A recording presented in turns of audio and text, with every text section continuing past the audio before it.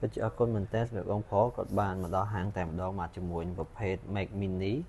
បានស្ពេចធំមែនតើជាមួយនឹង M4 Pro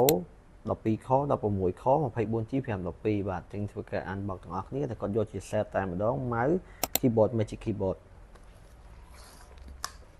ជាប្រភេទនេះយើងស្រួលដាក់តាមខ្លួនមែនតើជាមួយប្រភេទ Mac Mini គឺ desktop ចល័តតែ desktop ចល័តក៏ថាបានបាទស្អាតមែនតើវាស្រួលដាក់តាមខ្លួនទូចស្រាលអាចមើលបានបាទខាងក្រោយវាមាន Type C 3 port HDMI network ជាមួយ power អញ្ចឹងនេះអាចមើលបានកម្រាស់ប៉ុណ្ណឹងទម្ងន់ស្រាលមែនតើទំហំប៉ុនបាតដៃអញ្ចឹងបងមានតម្រូវការទាក់ទង 20 BKD អញ្ចឹងបាទមានការធានា1ឆ្នាំចង់រៀបជា set ជាមួយ monitor ក៏ពួកយើងមានដូចគ្នាអរគុណ